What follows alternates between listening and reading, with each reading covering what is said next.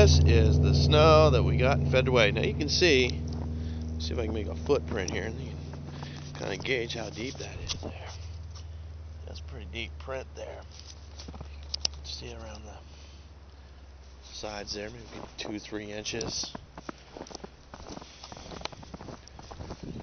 And this is what it looks like down the street. Hopefully they'll be having this sanded pretty soon here.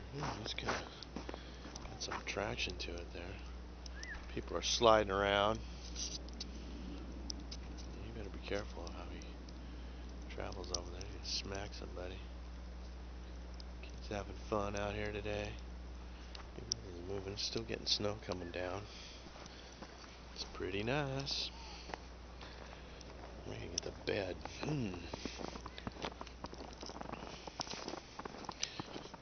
Yeah. It's supposed to freeze overnight, so whenever it hits the ground, it's going to turn into a skating rink in the morning. But I think the sanding trucks will be out here pretty early in the morning, so hopefully we'll have this all sanded out. See what happens.